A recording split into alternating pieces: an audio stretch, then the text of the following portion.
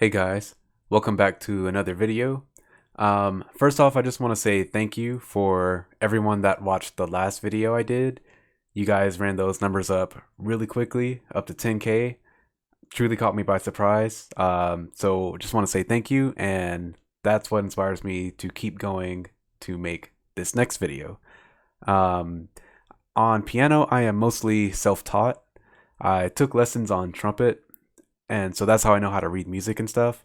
But as far as piano, I've pretty much taught myself, other than some piano proficiency classes at UNT.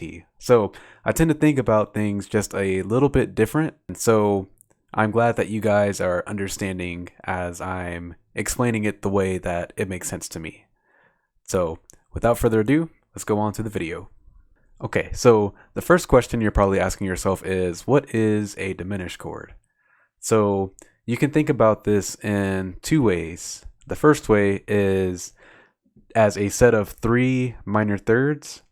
The second way is as a set of 2 tritones. But let's talk about this first way first. So if you don't know what a minor third is, it's just going to be 3 half steps. So if we start at C, we're going to have 1, 2, 3. That's the first minor third. We have 2 more. 1, 2, 3, and then 1, 2, 3. Okay? So this is an example of a diminished chord. 3 sets of minor thirds. Okay?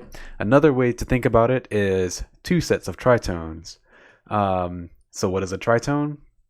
3, or tri meaning 3. So if we start at C, we're going to have 3 whole steps. Okay? So half step, whole step, that's 1. Half step, whole step, that's 2. Half step, whole step. So this is 1 set. And then the second set, we're going to start a minor third away. So if we built this one from here, minor second, major second, minor third. We're going to build the second tritone from here. Half step, whole step, half step, whole step, half step, whole step. So I have the first one, and then the second one. Either way works. If you're not really familiar with the tritones already, I would say stick to thinking about it in terms of the minor thirds, and that'll be how you find your chords. Okay, so to find other diminished chords, we're just going to take that chord that we did, and we're going to bring it up half a step. So C is going to go here, half a step there, half a step there, half a step there. So that's another one. Okay, we'll do it again. Half step, half step, half step, half step. That's another one. So we've got 3. Now when we go to this next one, half step, half step, half step, half step. Notice the notes in this chord are going to be the same as our very first chord. Okay? So really there's only 3 diminished chords that we have to memorize. This one, and this one. Okay? And so just as a tip, instead of thinking of these chords linear, like low to high, like that, think of them in a circle. Okay? So this way you can start from any point of the circle and then just go clockwise, and that'll be how you form your chord. So if I wanted to start on a G flat, my next note would be A, and then C, and then E flat. Okay? And so this way you become familiar with the inversions at the same time that you're learning the chords. Okay, so now let's talk about how to use these chords, because that's really what we're all here for, right? So we're still going to think diatonically, meaning all of the chords are going to be in a key. So these are the chords in the key of C. Since we're starting on C, that's 1, 2, 3, 4, 5, 6, and 7, and back to 1. So when you think of diminished chords, think of them as portal chords or transition chords. they're going to get you from one chord to the other. Okay, and here's how they do it. So if we start on this diminished chord, we can take any one of these notes and we can make this chord resolve a half step up. Okay, so let's say I want to take this C and play and go to the C sharp. So we're going to play C sharp major after this chord.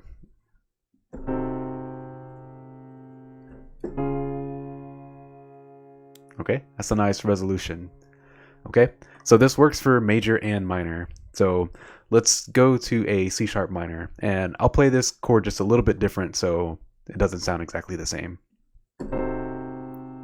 Diminished chord, minor. Okay, and so like I said, this works for any note. So let's say I want to take this F sharp and go to a G major chord.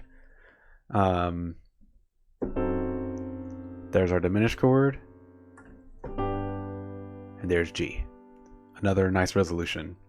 With the left hand, I'm just playing the root of whatever half step I want to go to,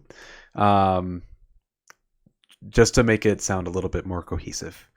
So let's say I want to take the A and I want to go up to a B flat minor. Let's try that.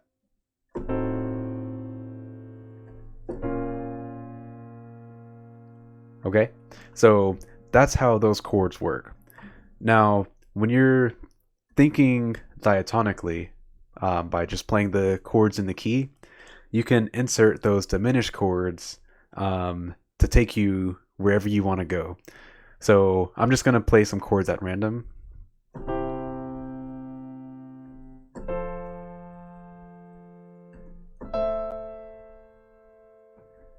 And then let's say I want to go to the 2 chord. I can play the diminished chord right below that one. So I'm thinking of the C sharp right now because we're about to go to D, which is the 2.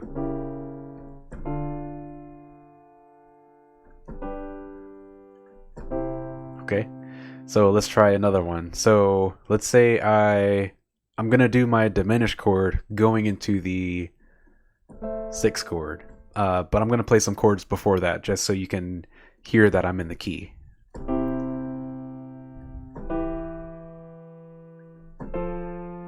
And then diminished chord. And then let's do diminished chord going to 4. Diminished chord going to 2. And then diminished chord going to 1. Okay, so these transition chords just kind of give you another little tool that you can use to go from chord to chord. So the good thing about this is that you can also use this to play or to transition to another key. So for example, I'm going to start off in C major, and then we're going to use our diminished chord to take us to E major. Okay, so just playing random chords. Diminished chord, and now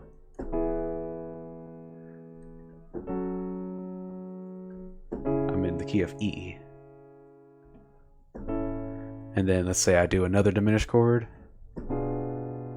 and I'm back in the key of C.